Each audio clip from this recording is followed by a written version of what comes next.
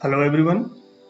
आज हम इस वीडियो के माध्यम से जावास्क्रिप्ट के बारे में जानेंगे।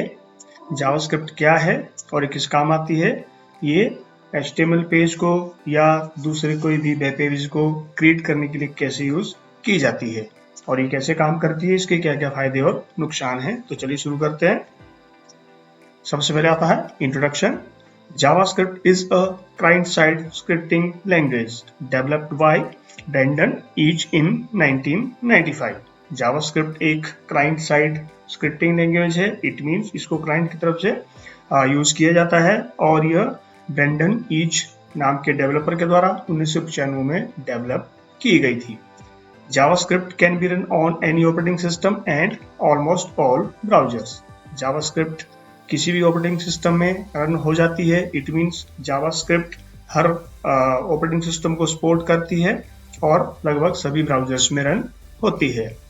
You need a text editor to write JavaScript code and a browser to display your web page.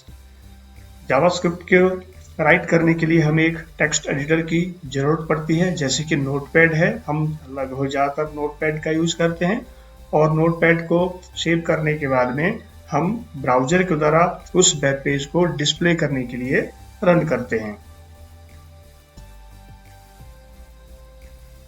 तो अब जानते हैं जावास्क्रिप्ट की डेफिनेशन के बारे में। JavaScript is an object oriented language that allows creation of dynamic and interactive web pages. JavaScript एक object oriented language है। इट मीन्स इसकी जो प्रोग्रामिंग है, इसको हम जब ये रन होता है तो उसको कभी भी हम उसके जो डाटा एलिमेंट्स हैं उनको चेंज कर सकते हैं और ये लगातार एक प्रोग्रामिंग से दूसरी प्रोग्रामिंग में आसानी से शिफ्ट हो जाती है। इट मीन्स हम कोई भी प्रोग्राम इसमें कर रहे हो, उस दौरान ये रन हो रही है और हम इसके जो प्रोग्रामिंग के डाटा एलिमेंट्स हैं उनको चेंज कर सकते हैं अपनी जरूरत के हिसाब से और एक प्रोग्राम से दूसरे प्रोग्राम में ये आसानी से शिफ्ट हो जाती है। इसलिए हम इसको ऑब्जेक्ट ओरिएंटेड या ऑब्जेक्ट ड्रिवन लैंग्वेज बोलते हैं, जो कि हमें बहुत सारे इंटरैक्टिव और डायनामिक वेब पेजेस को क्रिएट करने की एक सुविधा प्रदान करती है। It is light weight and commonly used as a part of web pages. ये बहुत आसान है, लाइट वेट है। इट मीन्स इसको यूज करना बहुत ही आसान है और आमतौर पर हम इसको वेब पेजेस को क्रिएट करने के लिए या किसी वेब पेज के पार्ट को क्रिएट करने के लिए इसका यूज करते हैं। JavaScript is the programming language of HTML and the web। JavaScript एक HTML पेज को क्रिएट करने की एक प्रोग्रामिंग लैंग्वेज है और दूसरे वेब पेजेस को क्रिएट करने की एक प्रोग्रामिंग लैंग्वेज है। JavaScript allows users entries which are loaded into HTML form to be processed as required। JavaScript हमें एक और भी फैसिलिटी अवेल करती है जिससे यूजर अपनी एंट्रीज कर सकता है और उनको HTML पेज के रूप में या HTML फॉर्म के रूप में हम प्रोसेस करते हैं जैसे भी हमें जरूरत होती है। इट मीन्स हम वेब पेजेस को अपनी जरूरत के हिसाब से क्रिएट कर सकते हैं जावास्क्रिप्टिंग लैंग्वेज को यूज करते हुए। This empowers a website to return site information to users request. यह हमें एम्पावर भी करती है एक वेबसाइट को रिटर्न करने के लिए, उसकी सूचनाएं या उसकी जो वेबसाइट पेजेस हैं उनको सर्वर के बाद रिटर्न करती है यूजर रिक्वेस्ट के अनुसार। जिस तरह से यूजर किसी भी URL को सर्च करता है, किसी भी वेबसाइट को सर्च करता है, तो ये स्क्रिप्टिंग लैंग्वेज हमें उस चीज में एम्पावर करती है कि यूजर आसानी से अपनी जरूरत के हिसाब से वेबसाइट की इंफॉर्मेशन को अवेल कर सकता है। JavaScript is a client-side scripting language। JavaScript client-side scripting language है। इट मीन्स क्लाइंट के द्वारा सबसे पहले इसको यूज किया जाता है और उसके बाद इसमें सर्वर में इसको रन किया जाता है एक ब्राउजर के माध्यम से। On the client side JavaScript is loaded into the browser and can run as soon as it is called. JavaScript को क्लाइंट साइड की तरफ से ब्राउजर में रन किया जाता है और इसको जितनी जल्दी यूजर चाहता है उतनी जल्दी इसको रन करके कॉल कर सकता है। इट मीन्स इसको रन कर सकता है। JavaScript enables user to manipulate web pages without sending request to the server। JavaScript user को एक बात के लिए एनेबल करती है कि यूजर जो है वेब पेजेस को बिना सर्वर के या बिना सर्वर को रिक्वेस्ट सेंड किए हुए उनको मैनिपुलेट कर सकती है। इट मीन्स जो भी डेटा मैनिपुलेट किया जाता है वेब पेजेस का, उनको यूजर अपनी मर्जी से मैनिपुलेट कर सकता है बिना सर्वर की परमिशन से, क्योंकि यह क्लाइंट साइड स्क्रिप्टिंग लैंग्वेज है। Using these capabilities, user can change the contents of a page, style of elements on a page, validate user input before a user submits a form. JavaScript की capability को use करते हुए user web page के contents को change कर सकता है, elements के स्टाइल को चेंज कर सकता है और उनको वैलिडेट कर सकता है फॉर्म सबमिट करने से पहले। इट मीन्स यूजर फॉर्म को सबमिट करने से पहले उसमें जो भी डाटा एलिमेंट्स हैं, उनके कंटेंट्स हैं या दूसरे कोई भी चेंजेस हैं, उनको अपनी मर्जी से कर सकता है। उसके बाद फाइनल सबमिट किया जाता है, यानी पेज को रन किया जाता है।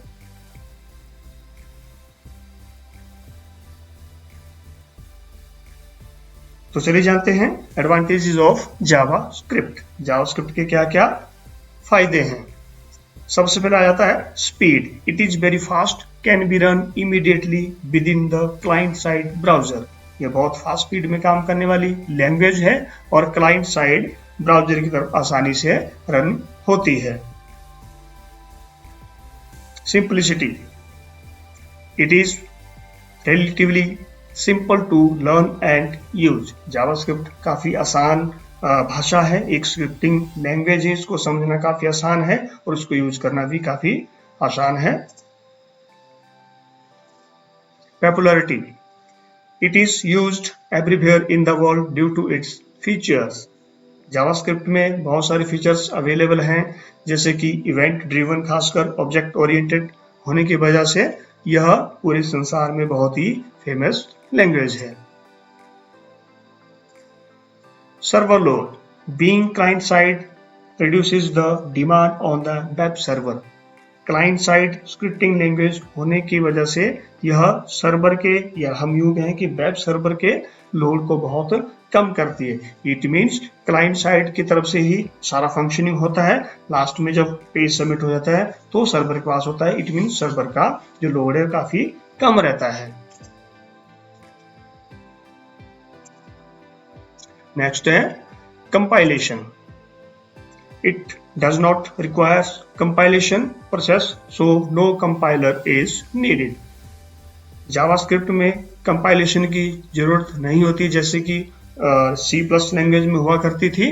इसमें कोई भी कंपाइलेशन होने की जरूरत नहीं होती है, इसलिए इसमें कंपाइलर की भी जरूरत नहीं है। Debug. Easy to debug, test and understand the syntax of JavaScript. JavaScript के जो सिंटैक्स लिखे जाते हैं, डाटा एलिमेंट्स जो लिखे जाते हैं, उनको समझना, उनको टेस्ट करना, रन करना और उनमें अगर कोई एरर आता है उनको डिबग करना काफी आसान है। Independent. Any JavaScript enabled browser can understand and interpret JavaScript.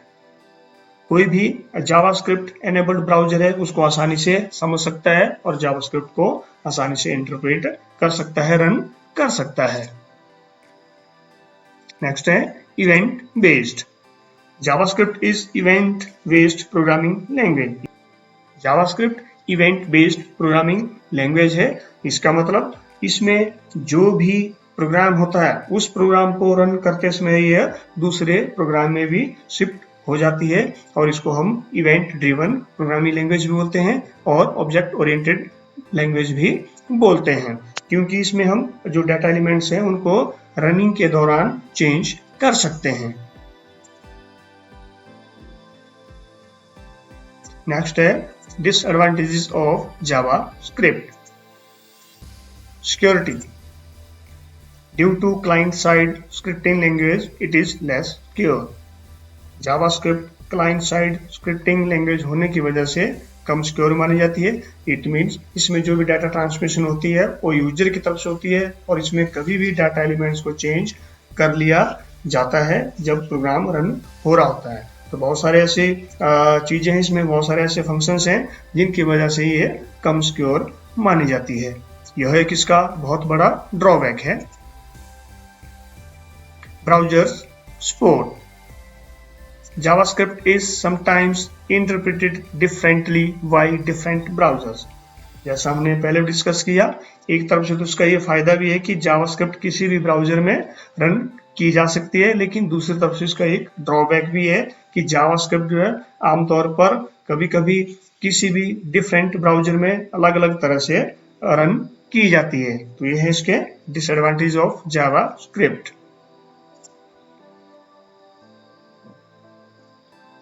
Next है client side and server side scripting. Client side और सर्वर साइड स्क्रिप्टिंग क्या होती है, चलिए जानते हैं। Client side environment. Client side scripting को हम क्लाइंट साइड एनवायरनमेंट भी बोलते हैं। The client side environment is used to run scripts is usually a browser. Client side की तरफ से जो एनवायरनमेंट है या जिसमें हम प्रोग्राम को रन करते हैं वो आमतौर पर एक ब्राउजर है, जिसके द्वारा हम इसमें लिखे हुए सभी प्रोग्राम्स को रन करते हैं। The processing takes place on the end user computer. ये सारा प्रोसेस जो है क्लाइंट साइड तरफ से वो सब कंप्यूटर में यूज होता है जो कि यूजर यूज कर रहा है। The source code is transferred from the web server to the users computer over the internet and run directly in the browser. जो भी सोर्स कोड है वो सर्वर की तरफ से ट्रांसफर किया जाता है और यूजर के कंप्यूटर में ट्रांसफर होने के बाद में उसको आसानी से डायरेक्टली ब्राउजर में रन किया जाता है एक इंटरनेट का यूज करते हुए। The scripting language needs to be enabled on the client computer. Scripting language को एनेबल करने के लिए क्लाइंट कंप्यूटर की जरूरत होती है। इट मीन्स जितने भी काम होते हैं वो क्लाइंट साइड एनवायरनमेंट में वो सभी क्लाइंट की तरफ से होते हैं, क्लाइंट कंप्यूटर में किए जाते हैं और इसी को हम क्लाइंट साइड स्क्रिप्टिंग या क्लाइंट साइड एनवायरनमेंट बोलते हैं। Server side environment.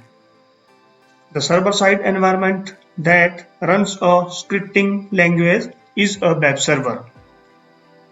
Server side environment में जो भी स्क्रिप्टिंग लैंग्वेज में प्रोग्राम रन होते हैं वो एक वेब सर्वर की तरफ से होते हैं। इट मीन्स क्लाइंट साइड की तरफ से जो भी डाटा एलिमेंट्स आते हैं वो सर्वर में बाद में रन या सेव होते हैं। A user's request is fulfilled by running a script directly on the server to generate HTML pages। HTML page को जनरेट करने के लिए या बहुत सारे वेब पेजेस को जनरेट करने के लिए जो रिक्वेस्ट है वो यूजर के द्वारा भेजी जाती है सर्वर के पास और उनको डायरेक्टली सर्वर जो है HTML पेज को जनरेट करता है। This HTML is then sent to the web browser। और इसी तरह से जब भी जो HTML पेजेस जैसे यूजर ने रिक्वेस्ट की थी क्लाइंट साइड की तरफ से जो रिक्वेस्ट आई थी उसी तरह से सर्वर उसको एग्जीक्यूट करेगा और उन वेब पेजेस को ब्राउजर के पास दोबारा से एग्जीक्यूट करके या क्रिएट करके या जनरेट करके भेज देता है। It is usually used to provide interactive websites that interface to database और other data source on the server. यह आमतौर पर एक इंटरेक्टिव वेबसाइट्स को प्रोवाइड करने के लिए यूज किया जाता है और यह एक इंटरफेस का काम करता है डेटाबेस और डाटा सोर्स के बीच में जो कि सर्वर में अवेलेबल है। It means server side environment interactive website के पेजेस को प्रोवाइड करता है और डेटाबेस और डाटा सोर्स जो कि सर्वर में अवेलेबल है उनके बीच में इंटरफेस का काम करता है।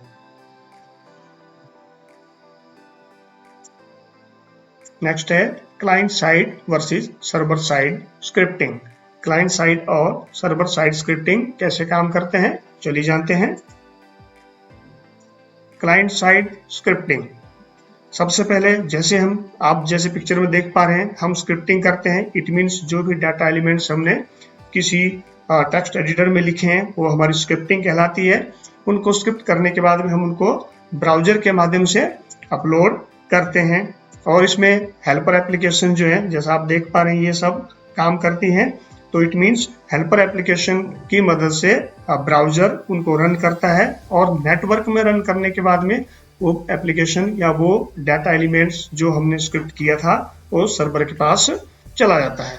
सर्वर में एपीआई, सर्वर एपीआई प्रोग्राम्स या हम जिनको एप्लीकेशन प्रोग्रामिंग इंटरफेस भी कहते हैं, उनकी मदद से एग्जीक्यूट होती है। उसके बाद इस तरह से सर्वर साइड स्क्रिप्टिंग पेज के रूप में डिस्प्ले होती है।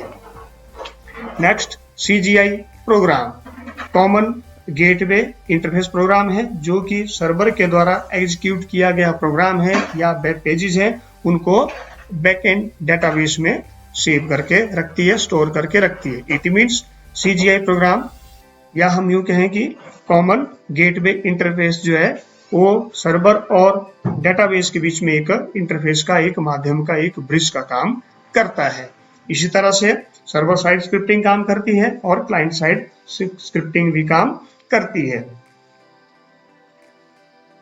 इन फ्यूचर जब भी यूजर को जरूरत होती है तो डेटाबेस में जो भी वेब पेजेस जो पहले से ही रन करके सर्वर के द्वारा एग्जीक्यूट करने के बाद में एपीआई की मदद से और सीजीआई की मदद से डेटाबेस में स्टोर करके रखे हुए हैं, उनको एग्जीक्यूट यूजर आसानी से कर सकता है। Client side versus server side scripting में क्या क्या डिफरेंसेस है, चलिए जानते हैं। Client side scripting used when the users browser already has all the code. Client side की तरफ से जो भी कोड्स होते हैं उनको ब्राउजर के द्वारा यूज किया जाता है या रन किया जाता है, जो कि पहले से ही यूजर के पास अवेलेबल होते हैं। सर्वर साइड स्क्रिप्टिंग, इसमें use to create dynamic pages, जो भी यूजर के द्वारा डाटा एलिमेंट्स रन किए जाते हैं उनको ध्यान में रखते हुए सर्वर एपीआई और सीजीआई दूसरे एप्लीकेशन हेल्पर की मदद से डायनामिक पेजेस को क्रिएट करता है। The web server executes the client side scripting, जो वेब ब्राउजर है वो क्लाइंट की तरफ से जो भी स्क्रिप्टिंग की दी जाती है उसको एग्जीक्यूट करवाता है। The web server execute the server side scripting, लेकिन दूसरी तरफ वेब सर्वर जो है यूजर के द्वारा या ब्राउजर के द्वारा जो भी कोडिंग दी गई है उसको एग्जीक्यूट करके वेब पेजेस को क्रिएट करता है। Can not be use to connect to the databases on the web server, client की तरफ से जो भी स्क्रिप्टिंग होती है उनका सर्वर से कोई लेना देना नहीं है। इट मीन्स वो वेब सर्वर को या जो सर्वर का जो डेटाबेस है उसको कनेक्ट करने के लिए यूज नहीं कर सकता। सर्वर साइड स्क्रिप्टिंग में use to connect to the databases that reside on the web server, लेकिन इस तरफ क्या होता है, जो भी सर्वर साइड स्क्रिप्टिंग होती है उसमें वेब सर्वर में डेटाबेस को कनेक्ट किया जाता है जो भी सर्वर में अवेलेबल होता है। Can't access the file system that resides at the web server, client side scripting में जो सर्वर में फाइल सिस्टम अवेलेबल होता है क्लाइंट साइड एनवायरनमेंट उसको यूज नहीं कर पाता। Can access the file system residing at the web server, server side scripting environment web server में जो फाइल सिस्टम होता है उसको एक्सेस कर पाता है। Response from a client side script is faster as compare to a server side script, client side scripting environment में जो भी रिस्पॉन्स होता है वो बहुत फास्ट होता है सर्वर साइड स्क्रिप्टिंग की अपेक्षा, क्योंकि इसमें हम प्रोग्राम को एक ब्राउजर की मदद से आसानी से रन कर पाते हैं। Response from a server side script is slower as compare to a client side script, जो भी क्लाइंट साइड स्क्रिप्टिंग एनवायरनमेंट की तरफ से डाटा एलिमेंट्स एग्जीक्यूट करने के लिए रन किए जाते हैं उसको सर्वर साइड की तरफ से रन करने का जो स्पीड है वो क्लाइंट साइड स्क्रिप्टिंग की अपेक्षा काफी कम है। It means server side scripting environment का जो रिस्पॉन्स है वो क्लाइंट साइड स्क्रिप्टिंग की अपेक्षा काफी स्लो है। नेक्स्ट है जावास्क्रिप्ट वेरिएबल। जावास्क्रिप्ट वेरिएबल क्या होते हैं, हम इनको कहाँ कैसे यूज करते हैं, चलिए जानते हैं। Variable means anything that can very, variable से हमारा अभिप्राय है कुछ भी हो सकता है जिनको हम अलग अलग यूज करते हैं। इट मीन्स वेरिएबल एक अल्फाबेट के रूप में यूज किया जाता है और अल्फाबेट ABCXYZ कुछ भी हो सकता है। JavaScript includes variables which holds the data value and it can be changed anytime। जो भी वेरिएबल XYZ ABC हम यूज करते हैं उसमें कोई भी वैल्यू असाइन होती है, जिस भी अल्फाबेट के साथ कोई वैल्यू असाइन होती है उसी को हम वेरिएबल बोल सकते हैं और उस वेरिएबल में जो भी वैल्यू असाइन होती है उसको हम लेटर स्टेज में कभी भी चेंज कर सकते हैं। JavaScript uses keyword where to declare a variable। JavaScript में वेरिएबल को डिक्लेयर करने के लिए या वेरिएबल को हम दर्शाने के लिए var या where कीवर्ड का यूज करते हैं। इस कीवर्ड का यूज करते हुए हम उसमें कोई भी वैल्यू असाइन करते हैं और उस कंप्लीट फॉर्म को या एक कंप्लीट जो एक स्ट्रिंग बनती है उसको हम वेरिएबल बोलते हैं। Variable must have a unique name. Variable का जो नाम है वो यूनिक होना चाहिए। इट मीन्स ABCDXYZ कोई भी अल्फाबेट हम उसमें यूज कर सकते हैं। You can sign a value to a variable using equal to operator when you declare it or before using it. Variable को डिक्लेयर करने से पहले या जब भी हम वेरिएबल को यूज करते हैं उसमें हम एक साइन को यूज करते हैं जिसको कि हम इक्वल के द्वारा दर्शाते हैं। इट मीन्स वेरिएबल ABCD की वैल्यू को डिस्प्ले करने के लिए या दर्शाने के लिए हम इक्वल का साइन यूज करते हैं और उसमें उसकी वैल्यू बाद में असाइन करेंगे। फॉर एग्जांपल जैसे हम ये नीचे देख पा रहे हैं, इसका सिंटैक्स कुछ इस तरह से रहेगा। वेरिएबल का नाम होगा variable name equal to value. जैसे कि वेरिएबल x है, इसकी वैल्यू हमने 25 दिखाई। It means variable x equal to 25। x variable की जो वैल्यू है वो 25 है और ये तो हो गया हमारा। इसको हम बोलेंगे वेरिएबल स्टोर्स न्यूमेरिक वैल्यू। इसमें वेरिएबल जो x है वो न्यूमेरिकल वैल्यू को स्टोर करता है, जैसे कि हम देख पा रहे हैं 25। नेक्स्ट है वेरिएबल नेम HPBOSE। वेरिएबल का नाम होने अगर HPBOSE HP बॉस लिखा हुआ है तो इसमें हम अल्फाबेट को यूज कर रहे हैं। इसमें हम कह सकते हैं वेरिएबल स्टोर स्ट्रिंग वैल्यू। इसको हम स्ट्रिंग वैल्यू के रूप में यूज करते हैं। इट मीन्स जो भी हम अगर डिजिट के रूप में यूज करते हैं तो न्यूमेरिक वैल्यू होगी और जो हम अल्फाबेट के रूप में यूज करते हैं वो स्ट्रिंग वैल्यू के रूप में यूज करते हैं। Variable scope in JavaScript. JavaScript में वेरिएबल्स को हम कहाँ यूज करते हैं और वेरिएबल स्कोप जो है वो कितने प्रकार के होते हैं। Scope of variable is the part of the program where from the variable may directly be accessible।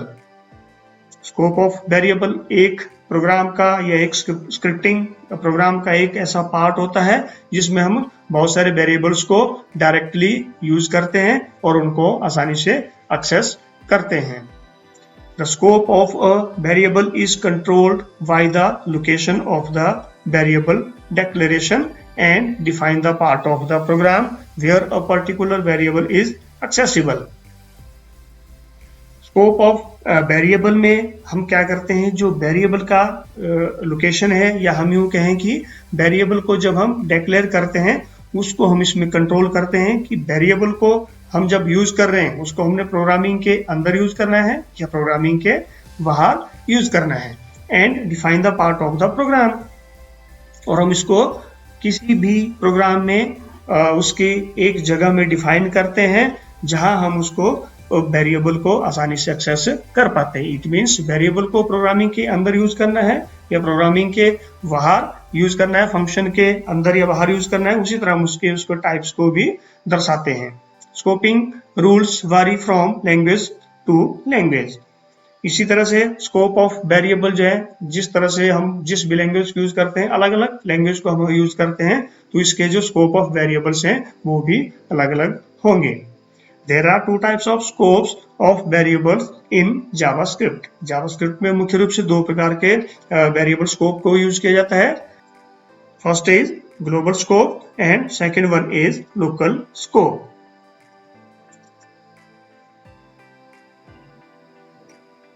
Global scope क्या होता है? Global scope outside the outer most function attach to window. जो भी फंक्शन हम करते हैं विंडोज में, उसमें ग्लोबल स्कोप को हम यूज करते हैं, तो उसमें हम आउटर मोस्ट फंक्शन में उसको यूज करते हैं। इट मीन्स फंक्शन के बाहर हम जिस भी वेरिएबल को यूज करते हैं उसको ग्लोबल स्कोप बोलते हैं। इट मीन्स हम उसको खुले रूप में कहीं भी प्रोग्राम या फंक्शन के बाहर यूज कर सकते हैं, इसलिए ही हम इसको ग्लोबल स्कोप बोलते हैं, जो कि खुले रूप में यूज किया जा सकता है। Any variable declared outside of a function belongs to the global scope and is therefore accessible from anywhere in your code। Global scope का नाम से ही पता चलता है, अतः हम ग्लोबल स्कोप को एक फंक्शन में आउटसाइड या फंक्शन के बाहर में डिक्लेयर करते हैं, जो कि ग्लोबल स्कोप से बिलोंग होता है। इट मीन्स तभी हम उसको ग्लोबल स्कोप बोलते हैं, और यह प्रोग्राम में कहीं भी किसी भी कोड में इसको हम एक्सेस कर सकते हैं। इट मीन्स ग्लोबल स्कोप को फंक्शन में कहीं भी दर्शाया जा सकता है और कहीं भी हम उसको प्रोग्राम में यूज कर सकते हैं। जैसा आप देख पा रहे हैं, global scope variable number equal to 15, variable का जो नंबर है वो 15 है, और उसके बाद फंक्शन शुरू होता है। फंक्शन 1 कर्ली ब्रैकेट शुरू होता है, कर्ली ब्रैकेट शुरू होने के बाद में अलर्ट नंबर अलर्ट्स 15 और कर्ली ब्रैकेट यहाँ पे क्लोज होता है। It means curly bracket function 1 है और यहाँ पे ये शुरू होता है और यहाँ पे ये खत्म होता है, तो इसमें हमने ग्लोबल स्कोप यूज नहीं किया है। ग्लोबल स्कोप को हम यूज कर रहे हैं, आप देख पा रहे हैं इस वेरिएबल को कहाँ यूज कर रहे हैं हम, वेरिएबल नंबर इक्वल टू 15, जो कि फंक्शन नंबर 1 से बाहर है। इट मीन्स ग्लोबल स्कोप को हम फंक्शन के बाहर यूज करते हैं और इसको हम तभी ग्लोबल स्कोप बोलते हैं।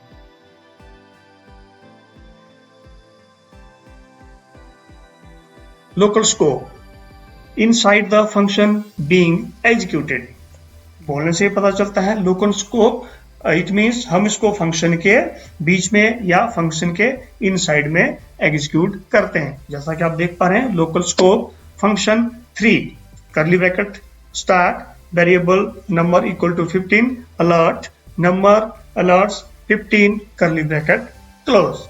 अब आप इसमें देख पा रहे हैं, जो हमने ग्लोबल स्कोप यूज किया था उसमें जो हमने वेरिएबल को डिक्लेयर किया था, उस वेरिएबल को हमने प्रोग्रामिंग के या फंक्शन के बाहर ऊपर की तरफ डिक्लेयर किया था। लेकिन लोकल स्कोप में आप देख पा रहे हैं फंक्शन 3 यहाँ से शुरू होता है और इसी के बीच में वेरिएबल को डिक्लेयर किया गया है, उसके बाद फंक्शन यहाँ पे क्लोज होता है। It means local scope variable वो वेरिएबल होता है जिसको हम फंक्शन के बीच में या इनसाइड ऑफ फंक्शन यूज करते हैं और एग्जीक्यूट करते हैं। ये थे स्कोप ऑफ वेरिएबल। तो चलिए हम कंप्यूटर स्क्रीन में एक छोटा सा प्रोग्राम फंक्शन कर लेते हैं। तो आगे हम अपनी कंप्यूटर स्क्रीन पे, जैसा आप देख पा रहे हैं, हमने एक प्रोग्रामिंग राइट करी है। इसमें हम जावा लैंग्वेज को यूज कर रहे हैं, जावा स्क्रिप्ट, और इसमें हम जावा स्क्रिप्ट के वेरिएबल्स को डिस्प्ले करेंगे। तो जैसे नीचे आप देख पा रहे हैं, स्क्रिप्ट में हमने लिखा variable x equal to 5, variable y equal to 6, variable z equal to x plus y। It means variable x की वैल्यू 5 है, वेरिएबल y की वैल्यू 6 है, और इसी तरह से वेरिएबल z की वैल्यू को हमने एग्जीक्यूट करना है। इट मीन्स हमें x प्लस y को करने के बाद में इसकी वैल्यू को दर्शाना है। तो जैसे आप देख पा रहे हैं, मैं वेरिएबल x की वैल्यू को 5 और y की वैल्यू को 6 करने के बाद में हमने प्रोग्राम को जब यहाँ से रन किया तो इसकी वैल्यू ऑलरेडी आपको 11 दिखाई दे रही है। ये आप राइट साइड में देख सकते हैं। इसी तरह से हम अगर वैल्यू को चेंज करते हैं, क्योंकि हम जो भी वेरिएबल्स यूज करते हैं वो एक अल्फाबेट के रूप में होता है और उसकी वैल्यू उसके साथ जो असाइन होती है न्यूमेरिकल वैल्यू 5, 6, 8, 10 कितनी भी हो सकती है, इसको हम चेंज भी कर सकते हैं। तो जैसे वेरिएबल x इक्वल टू 5 है, अब हम वेरिएबल x इक्वल टू 15 कर देते हैं और y की वैल्यू को हम 60 कर देते हैं। तो इस तरह से हम जब इनकी वैल्यूज को कभी भी चेंज कर सकते हैं, उसी तरह से इसका हमें एग्जीक्यूट होने के बाद में, रन होने के बाद में आंसर भी आएगा। जैसे हम रन को अगर यहाँ पे क्लिक करते हैं तो आप देख पा रहे हैं the value of z is 75। यहाँ पे वैल्यू जो z हमारे पास वेरिएबल है उसकी वैल्यू 75 दर्शाई जा रही है। इसी तरह से हम अगर दोबारा इसको चेंज करते हैं, हमने इसमें इसको काट के लिख दिया 10 और यहाँ इसको हमने डिलीट करके लिख दिया 40। तो जैसे हम इसको रन करेंगे तो वेरिएबल x की वैल्यू 10 है, वेरिएबल y की वैल्यू 40 है और रन करने के बाद में z की वैल्यू को x प्लस वाई में हमें दर्शाएगा इक्वल टू 50, जैसा कि यहाँ पे आप देख पा रहे हैं। तो इस तरह से हम वेरिएबल्स को चेंज कर सकते हैं, वेरिएबल्स की वैल्यू को चेंज कर सकते हैं और variables a b c d x y z कोई भी हम यूज कर सकते हैं। और जिस भी वेरिएबल को हम यूज करते हैं अल्फाबेट के रूप में, वो कंप्लीट वेरिएबल तभी कहलाएगा जब उसके साथ कोई भी वैल्यू साइन की हुई होती है। ये थे न्यूमेरिकल के रूप में। अब हम बात करते हैं अल्फाबेट के रूप में। तो इसमें आप देख पा रहे हैं वेरिएबल x में हमने ABC लिखा हुआ है। इसका मतलब हम वेरिएबल x की वैल्यू है वो किस में ले रहे हैं, अल्फाबेट के रूप में ले रहे हैं। इट मीन्स इसको हम स्ट्रिंग बोलेंगे। 1 2 3 जितने भी हम अल्फाबेट जब एक साथ यूज करते हैं तो वो स्ट्रिंग कहलाती है। तो इसी तरह से जावास्क्रिप्ट में हमने स्क्रिप्टिंग लिखी variable x equal to ABCD या ABC। इसको हम जब भी एग्जीक्यूट करेंगे तो आप इसको रन करने के बाद में देख पा रहे हैं इसका आंसर ABC है। लेकिन इस x वेरिएबल को भी हम चेंज कर सकते हैं, इसकी वैल्यू को हम चेंज कर सकते हैं। हमने यहां लिख दिया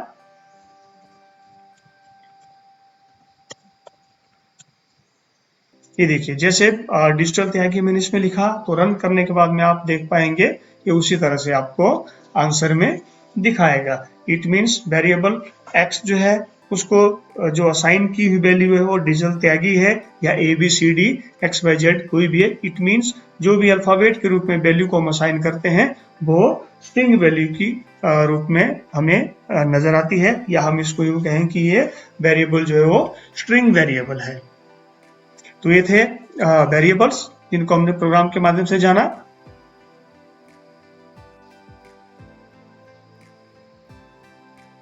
ये थे JavaScript, introduction to Java, definition of JavaScript, advantages of JavaScript, disadvantages of JavaScript, client side and server side scripting, JavaScript, variables, scope of variables. और प्रोग्राम के माध्यम से हमने जाना कि हम वेरिएबल्स को कैसे रन कर पाते हैं और वेरिएबल्स को कैसे हम प्रोग्रामिंग में एग्जीक्यूट कर पाते हैं। तो आशा है वीडियो आपको समझ में आया होगा।